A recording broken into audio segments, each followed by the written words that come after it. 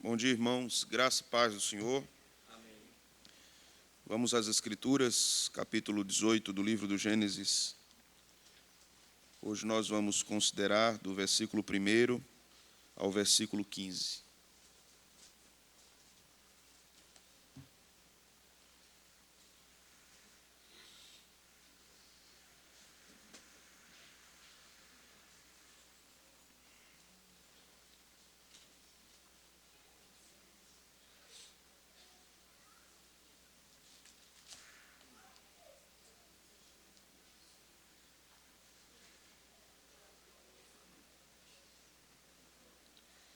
Diz a palavra do Senhor. Apareceu o Senhor a Abraão nos carvalhais de Manre, quando ele estava sentado à entrada da tenda, no maior calor do dia. Levantou ele os olhos, olhou, e eis 3 homens de pé em frente dele. Vendo-os, correu da porta da tenda ao seu encontro, prostrou-se em terra.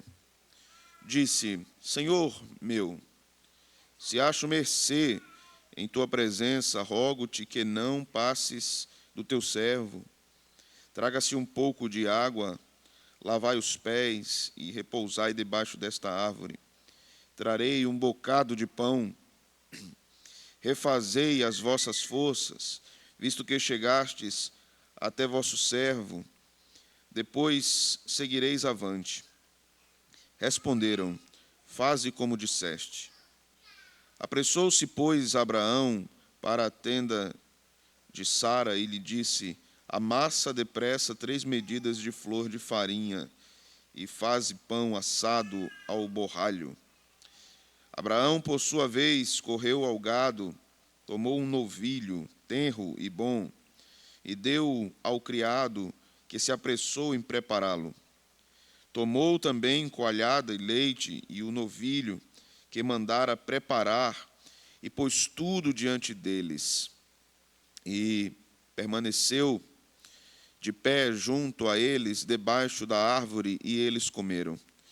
Então lhe perguntaram: Sara, tua mulher, onde está? Ele respondeu: Está aí na tenda. Disse um deles: Certamente voltarei a ti daqui a 1 ano, e Sara, tua mulher, dará à luz um filho. Sara o estava escutando à porta da tenda atrás dele. Abraão e Sara eram já velhos, avançados em idade, e a Sara já lhe havia cessado o costume das mulheres. Riu-se, pois, Sara no seu íntimo, dizendo consigo mesma: Depois de velha, e velho também o meu senhor, terei ainda prazer. Disse o Senhor a Abraão: Por que se riu Sara, dizendo: Será verdade que darei ainda a luz, sendo velha? Acaso para o Senhor há coisa demasiadamente difícil? Daqui a 1 ano, neste mesmo tempo, voltarei a ti, e Sara terá um filho. Então Sara, receosa, o negou, dizendo: Não me ri. Ele, porém, disse: Não é assim, é certo que riste. Amém. Vamos orar. Ó Senhor Deus eterno, nós te louvamos e bendizemos o teu nome, pela tua palavra, pelo que ela ensina e pelos desafios que temos neste mundo, e por termos esta palavra como guia, nós temos firmeza no nosso andar. Os nossos passos podem ser firmes, ainda que enfraquecidos, Senhor, por várias dificuldades e até mesmo pela idade avançada, mas possuímos firmeza em nossas passadas, porque o Senhor guia nossos passos. Lâmpada para os nossos pés é tua palavra e luz para o nosso caminho. Obrigado, Senhor, por estas histórias referentes a nosso pai Abraão. Obrigado porque aqui nós temos tanta luz para a nossa vida, tanta direção, tantos ensinamentos, tanta edificação e consolação para nós. Nós pedimos que fales conosco mais uma vez nessa manhã que teu nome seja glorificado, a tua igreja seja edificada. É isso que nós pedimos ao Senhor, no nome de Jesus. Amém. Podem sentar, irmãos. No capítulo 18 de Gênesis, nós temos uma história muito interessante, ou algumas histórias. Aqui começamos uma nova fase do livro de Gênesis, mais ainda contemplando as narrativas acerca de Abraão. Aqui nós começaremos a estudar sobre as ameaças de Deus a Sodoma e Gomorra e a destruição daquelas duas cidades, bem como outras 3 ao seu redor. Ali nós tínhamos uma Pentápolis, era uma grande região que foi visitada por Deus com seu juízo. Aqui nós vamos aprender, depois do final do capítulo 17 de Gênesis, acerca da circuncisão de Ismael, e Deus mais uma vez falando sobre a importância desse símbolo sacramental. Agora, parece-nos que Moisés abre um parênteses neste quesito referente ao sacramento da circuncisão, e agora ele insere histórias a respeito de mais um juízo de Deus contra o pecado da humanidade. Ele já fez isso em outro momento, lá com Noé, e novamente ele vai fazer aqui. Mais tarde ele vai fazer de novo, narrando a história de José e como Deus visita com fome a terra de Canaã. Então nós vamos ver várias vezes Deus intervindo na história natural dos homens e fazendo ameaças, promovendo julgamentos, promovendo também proteção e consolação. As coisas são mostradas sempre dessa forma, por esse prisma. Deus envia condenação e juízo para os ímpios. Deus envia salvação, consolação e proteção para os seus eleitos. Assim aconteceu com Noé, assim acontece com Abraão, assim acontecerá com Jacó, nas narrativas de José. Então, aqui no capítulo 18, nós observaremos que Deus visita Abraão e mais uma vez renova as promessas feitas àquele servo de Deus. Deus, em segundo lugar, anuncia a destruição de Sodoma e Gomorra. E em terceiro lugar, Abraão crê em ambas revelações e intercede por Sodoma e Gomorra. Hoje nós não vamos estudar sobre a intercessão de Abraão, mas vamos estudar sobre a primeira parte. Esse capítulo, então, irmãos, é propício para nós. A palavra de Deus é viva e eficaz. Nós vivemos num tempo em que nos impele a refletirmos profundamente sobre a nossa fé. Nós vivemos num tempo que nos desafia se nós realmente somos crentes. E esse texto, mais uma vez, vai mostrar que Deus cuida da igreja e que Deus julgará as nações idólatras que se prostituem com seus ídolos mortos, que vivem em imoralidade, que vivem em afronta ao Deus vivo. Nesse texto nós vamos aprender sobre o papel da igreja, assim como fez Abraão, em interceder pelos perdidos, em rogar que Deus tenha misericórdia e salve aqueles que ainda não conheceram a verdade. O nosso tempo é um tempo de ódio, é um tempo de polarizações, é um tempo de intolerância, é um tempo de imoralidade, é um tempo de discórdia, é um tempo de malícia exacerbada. Nós vivemos numa cultura em que o protesto vira ato criminoso, vira vandalismo, vira crime. Vivemos um tempo em que não se respeita o próximo, nem a fé alheia, nem a liberdade alheia. Nós vivemos num mundo pós-cristão, como dizia Francis Schaeffer, que entende que a religião deve estar apenas no âmbito privado e não deve ocupar as plataformas públicas. Nós vivemos num tempo em que o homem é exaltado em vez de Deus ser enaltecido. Vivemos em tempos que a ética é substituída pelo relativismo moral, que a paz é ameaçada a todo instante. Vivemos num tempo que celebra a violência, que celebra a incompetência dos governantes corruptos do nosso Estado.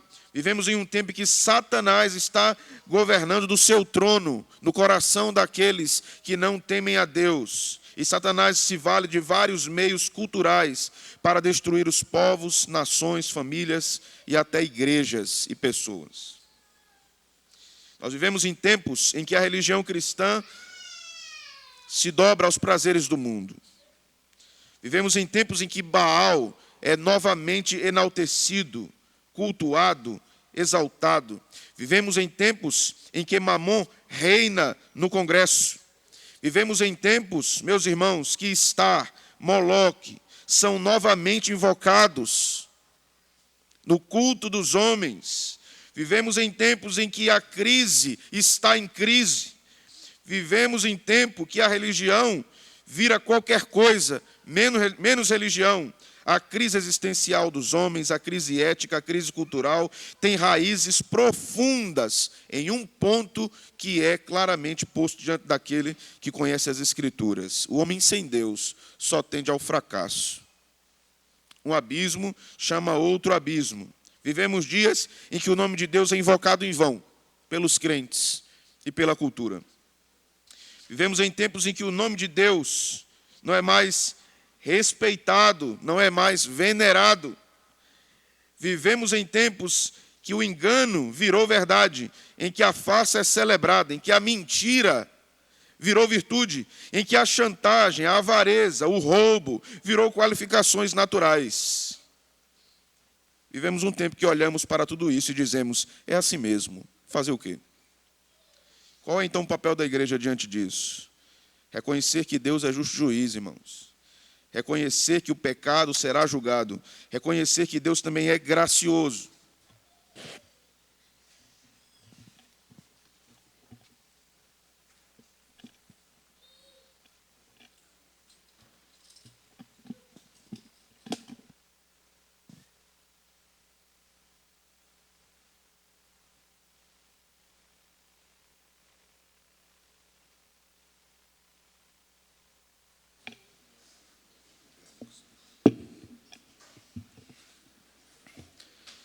Quem sabe faz ao vivo, né, irmãos? Vida real é assim. Esse é o nosso tempo. Um tempo terrivelmente inimigo de Deus. E qual é o papel que nós temos em tudo isso? Nós vamos olhar para o nosso pai Abraão e vamos aprender algumas coisas aqui. No versículo 1 e no versículo 2, nós vamos aprender o seguinte. Apareceu o Senhor a Abraão, nos carvalhais de Manre, quando ele estava sentado à entrada da tenda no maior calor do dia. Observe só, Abraão era um homem idoso, bem idoso. E estava sentado ali, à entrada da tenda, no maior enfado do dia. No momento em que o sol estava mais aquecido, estava mais quente. E é ali que o Senhor visita Abraão. O texto vai nos mostrar que 3 homens aparecem a Abraão.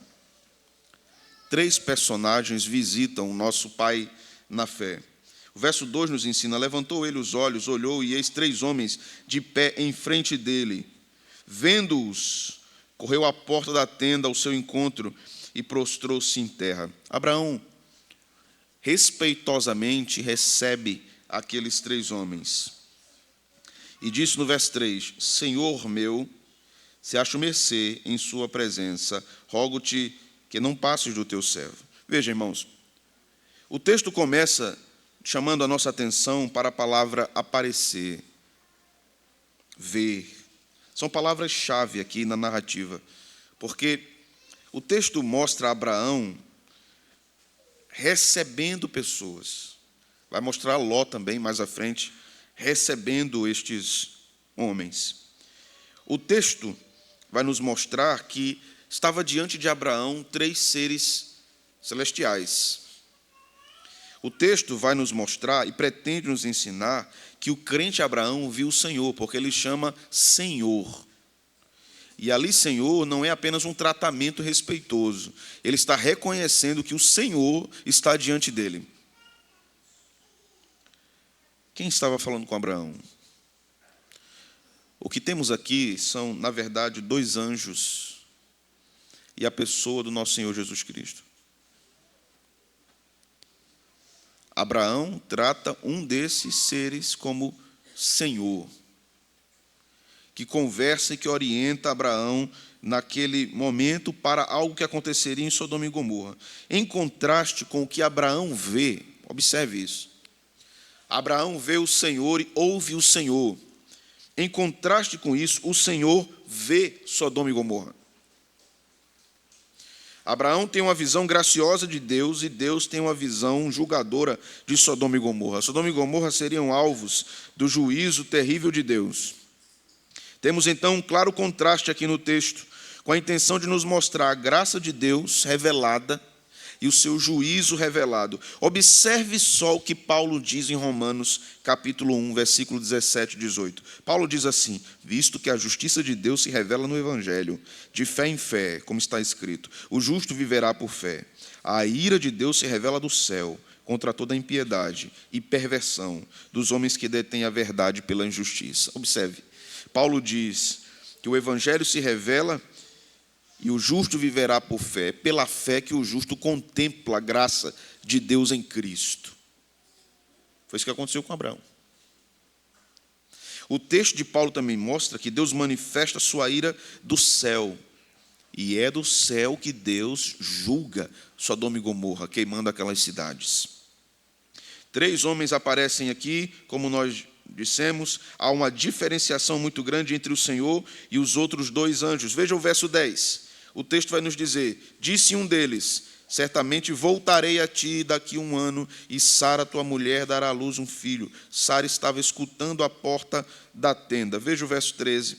Disse o Senhor a Abraão: porque se riu Sara, dizendo, será verdade que darei ainda à luz, sendo velha? Veja o verso 16.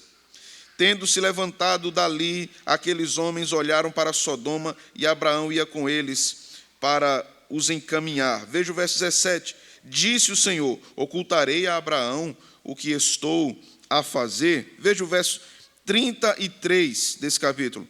Tendo cessado de falar a Abraão, retirou-se o Senhor, e Abraão voltou para o seu lugar. Todos esses versículos nos mostram que um daqueles personagens era o Senhor, falando diretamente com Abraão, seu servo. No verso 3, então, nós vamos ler aqui o seguinte: e disse, Senhor meu, se acho mercê em sua presença, rogo-te que não passes do teu servo. O verso 3 mostra a fala de Abraão ao Senhor, e ali, de fato, Senhor é o nome hebraico para Deus. Abraão discerne com quem está falando, quem está tratando com ele. O texto também demonstra que Abraão se revela a Abraão, que Abraão ali se referia a alguém de posição mais elevada que ele e de mais elevado do que os outros homens. Então, nos versos 4 e 5, Abraão demonstra hospitalidade àqueles seres celestiais e quer recebê-los. Veja o verso 6. Apressou-se, pois, Abraão para a tenda de Sara, ele diz: amassa depressa 3 medidas de flor de farinha e faze pão amassado ao borralho. Que coisa interessante aqui, né? Abraão queria receber da melhor forma o seu Senhor. Ele não estava recebendo qualquer um em sua tenda. Ele estava recebendo o seu Senhor. Aqui Abraão manda a Sara preparar 8 litros de farinha. É muita farinha, né? E manda ela fazer comida. Abraão orienta o servo a trazer um novilho e prepará-lo. Um animal que não foi usado em carga ainda. Um animal que não tinha sido usado para trabalho. Novinho. Mate ele, prepare ele, traga carne e tragam coalhada. Vocês gostam de coalhada? Eu não. Eu ficava com a carne. Eu diria, meu irmão Abraão, eu fico com o churrasco, a coalhada. Mas, como diria um pastor antigo, o senhor gosta de coalhada, porque aqui ele comeu coalhada, né? E aí ele dizia isso a mim, eu dizia, mas o senhor também gosta de carne, então eu fico com a parte da carne, você fica com a parte da coalhada, né? E já me forçaram a gostar de coalhada, mas não teve jeito não. Já botaram tudo, botaram sucrilhos, botaram açúcar, botaram limão. Tem jeito não dá não gosto não. Novilho coalhado de leite. Era um banquete régio para um rei, irmãos.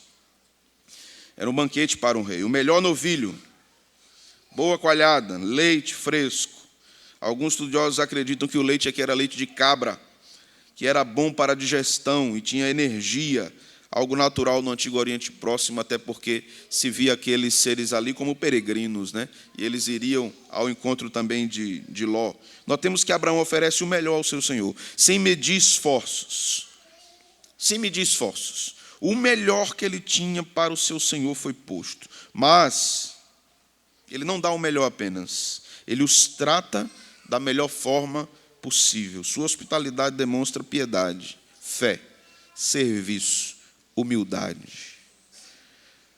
Você tem feito isso pelo seu Senhor, crente? Você tem feito isso pelo seu Senhor? Você tem dado o melhor ao seu Senhor? O melhor da sua tenda tem sido para o seu Senhor? Você tem sido um servo humilde, piedoso do seu Senhor? Vejamos o versículo de número 9, irmãos. Então lhe perguntaram: Sara, tua mulher, onde está? Lembram dessa pergunta? Lembra alguma coisa dessa pergunta? Adão, onde estás? Será que o Senhor não sabia onde Sara estava? Ele sabia, porque é o Senhor falando com Sara. Ou melhor, o Senhor falando com Abraão. Mas a pergunta é: Sara, onde está? Ele respondeu: está aí na tenda.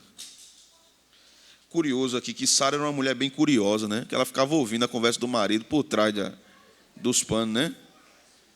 Quando eu leio esse texto, eu imagino Abraão conversando e Sara assim.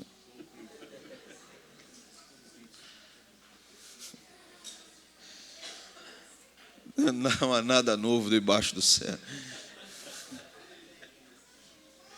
Ô povo curioso. Ô povo curioso. Disse um deles: certamente voltarei a ti daqui a 1 ano, e Sara, tua mulher, dará à luz um filho. Sara o estava escutando à porta da tenda atrás dele. E o engraçado, irmãos, é que lá no versículo de número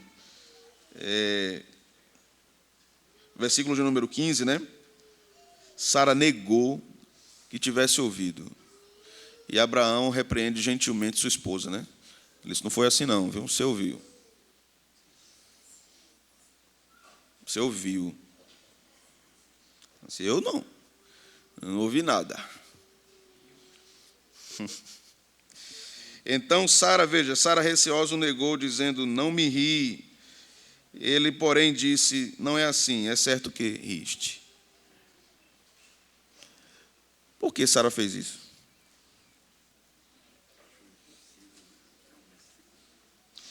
Veja o versículo de número 11. Abraão e Sara eram já velhos, avançados em idade, e a Sara já lhe havia cessado o costume das mulheres. Então era fisicamente impossível que Sara desse à luz a filhos. Riu-se, pois, Sara no seu íntimo, dizendo consigo mesma: depois de velha, e velho também o meu Senhor, terei ainda prazer. O riso de Sara era de incredulidade. O riso de Sara não era de felicidade. Embora fosse um milagre maravilhoso, ela não acho que é possível Deus fazer isso. É interessante, irmãos, como nós limitamos o poder de Deus. Nós encurtamos o braço de Deus. Nós dizemos: não é possível acontecer, porque até agora, veja só, olha agora do ponto de vista humano de Sara. Sara era uma mulher idosa. Então, no contexto humano, tinha sentido ou não ela dizer assim: não vai acontecer? Tinha ou não? Tinha. É fácil para a gente olhar agora, né, e dizer assim: mas, eita, mulher difícil. Mas vá para lá, para a pele da irmã. Isso não vai acontecer. Ela olhou para o marido, olha para mim, olha para ele. Não vai, não tem condição não. Mas tem, irmãos. Deus dá força ao seu povo. Deus dá força ao seu povo. Aqui nós aprendemos que, além da idade avançada, a falta de fé também era uma dificuldade para Sara. Perceba que Deus vem renovando a promessa várias vezes. Se você vai observando as narrativas, Deus, vez por outra, visita Abraão e renova a promessa, mas não cumpre. Renova, mas não cumpre. Renova, mas não cumpre. Mas haverá um momento em que Deus cumprirá a promessa.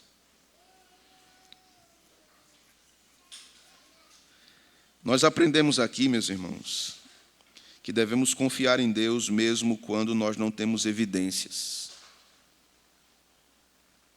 Devemos confiar em Deus mesmo quando tudo parece contrário. Estes versículos nos mostram que Deus exige fé de ambos, de Abraão e de Sara.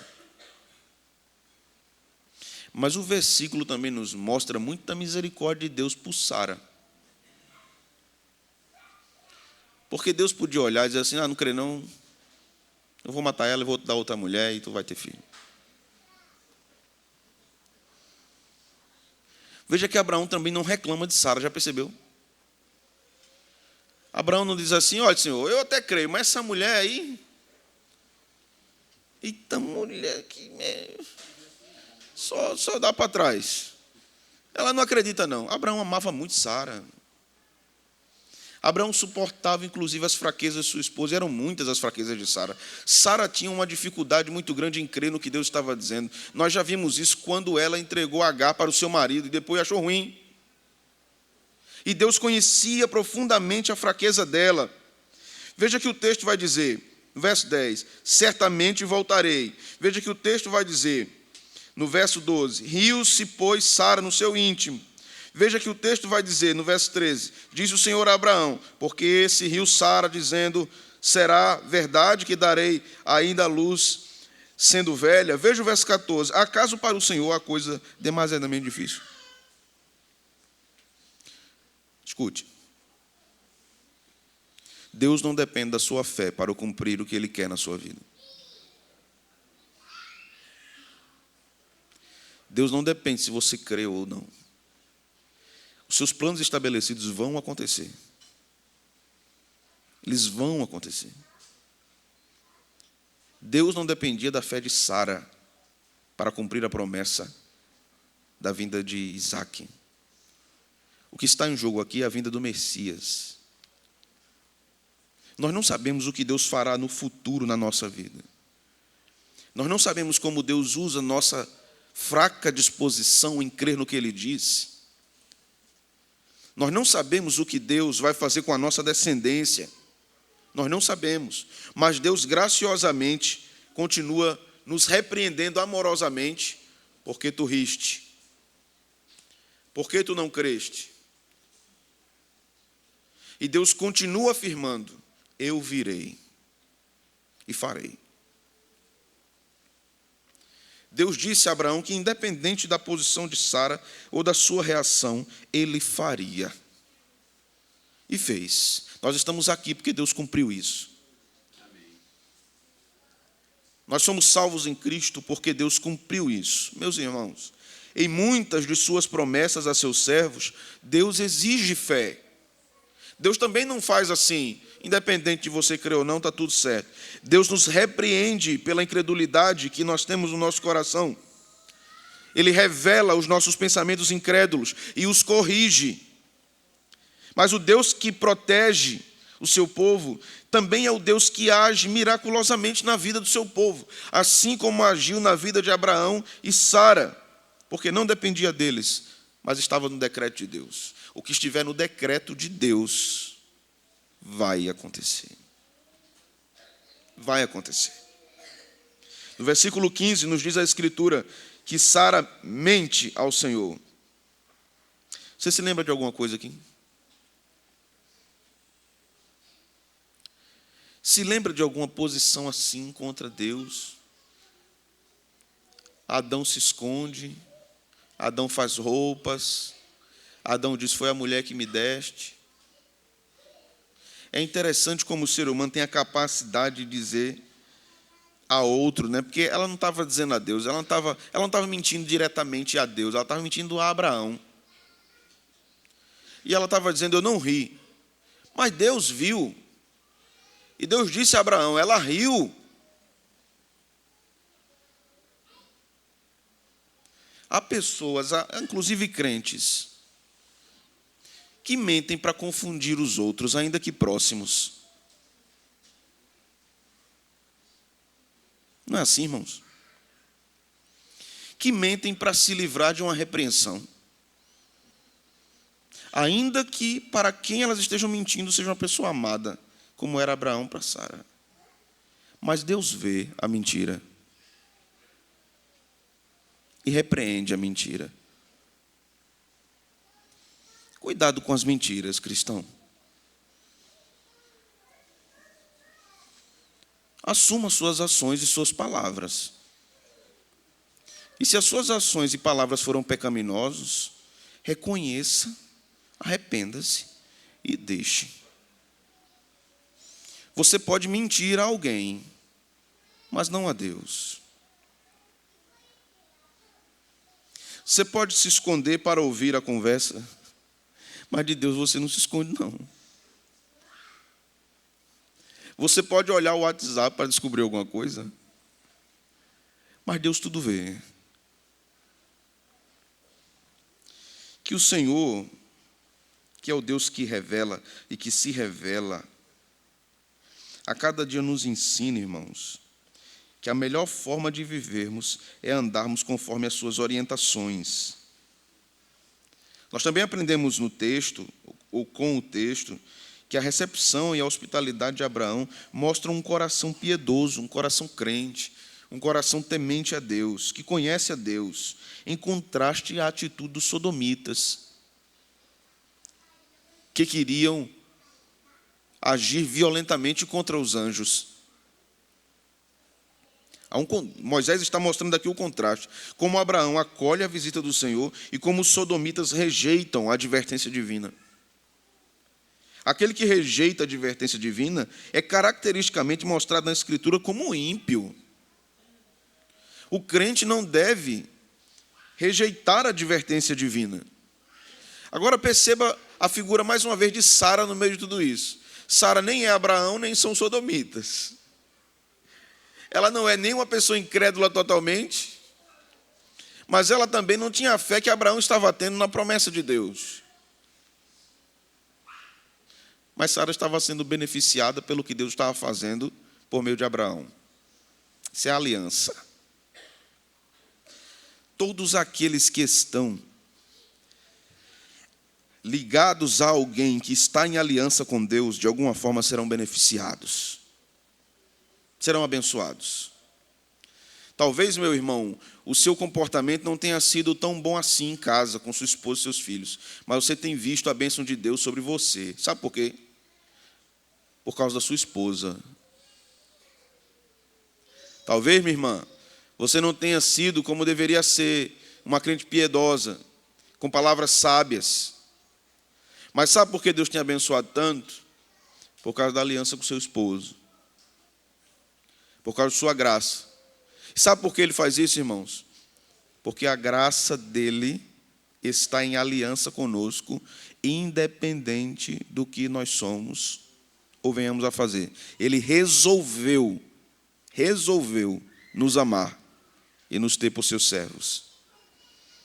Isso deveria nos assustar. A verdade mais assustadora da Bíblia para um crente é que Deus é bom. Ele é bom. Porque você e eu não somos. O texto também nos ensina que a graça não age apenas para salvar e justificar o pecador, mas para nos abençoar, mesmo quando agimos erradamente, diante da promessa de Deus. Deus muitas vezes é misericordioso, porque tem um propósito muito maior na nossa vida. Não é apenas para ver o nosso coração feliz. Entenda que quando Deus lhe abençoa, não é apenas para ver o seu coração feliz, porque você pediu aquilo. Deus nunca olha só para o presente. Há algo muito maior, há um encadeamento de coisas acontecendo na sua vida estabelecidas por Deus. Também aprendemos, irmãos, que há situações que fogem ao nosso controle. Isso é uma lição importante aqui. A geração de Isaac fugia do controle de Abraão e Sara, não era assim? O que é que eles poderiam fazer? não estava na força do braço ou na saúde de Abraão e Sara. Fugiu o controle dele. Sara era avançada em dias, por isso que ela riu. Naturalmente, para ela, aquilo era muito difícil. Ela não podia fazer nada quanto a isso. Demonstra aqui a posição de Sara, a postura. Sejamos também misericordiosos com nossa irmã. Demonstra total inabilidade, incapacidade da parte deles. Senhor, o que é o riso ali, irmãos? É o seguinte, traduzindo em frase: Senhor, nós não conseguimos. O Senhor está dizendo uma coisa que nós não vamos conseguir, porque nós sabemos como é que um filho nasce. A gente não consegue mais não. Não dá não. O que está acontecendo é isso, irmãos. Não dá não, Senhor. E como é que vai ser esse negócio? Que mistério é esse? Deus não é limitado por situações naturais. Deus não é limitado pelo tempo. Deus não é limitado pela nossa saúde. Deus não é limitado por qualquer tipo de problema que enfrentemos. Deus é o Deus de toda a vida, de todo poder, de toda a graça, toda a força. Ele pode fazer o que Ele quiser fazer. O texto também nos mostra, meus irmãos, alguns efeitos visíveis da graça. Visíveis. Humildade, submissão, fé, serviço, generosidade. Aqueles que são salvos em Cristo e são alvos da graça, são transformados para serem parecidos com Jesus. Eles caminham no discipulado de Jesus. Somos ensinados a caminharmos assim, humildemente, crendo, servindo, sendo generosos, sendo propícios. A graça nos transforma. A graça muda a forma que tratamos e recebemos também pessoas. Deixa eu fazer uma pergunta a você. Você trataria Jesus, se ele viesse na sua casa hoje, da mesma forma que você trata seus familiares? Você trataria Jesus da mesma forma que você trata sua esposa, seu esposo, seus filhos, seus pais? Você trataria Jesus da mesma forma? Eu creio que não. Eu creio que não. No nosso tempo não daria tempo de mandar matar um novilho, né? Porque nem novilho a gente tem no quintal. Nem novilho a gente tem. Mas a gente ia pedir no iFood alguma coisa boa. Senhor, segura aí que 50 minutos o iFood entrega. O senhor quer o quê? O que é que o senhor quer? O senhor quer beber o quê? O senhor quer comer o quê? O que é que o senhor quer? Nós certamente seríamos muito generosos com o Senhor. Mas lembremos do que a palavra nos ensina. Quando fizerdes a um desses pequeninos, estarás fazendo a mim. Quando fizestes a um desses. Quando fizeres isso, estarás fazendo a mim. A fé, meus irmãos, é um dom de Deus. Nós sabemos disso. E ela é dada aos crentes, mas ela é dada para ser operante também. A fé que salva também é a fé que crê, é a fé que serve, a fé que busca santificação. É a fé que alegra-se em servir, não em ser servido. Aqueles que têm uma ânsia muito grande de serem servidos, facilmente se frustram. Porque o próprio Senhor disse: eu não vim para ser servido, eu vim para servir e dar minha vida em resgate de muitos. Mas há muitos crentes que querem ser servidos. Eles estão em busca de honras, de vestes reais. Enquanto o nosso Senhor pisou num chão que você nem pisa. Ele usou um calçado que você nem usa, o seu é muito melhor do que o dele. Ele comeu uma comida que você não come, sua comida é melhor do que a dele, que ele comia. Ele dormiu em lugares que não são confortáveis como o lugar que você dorme.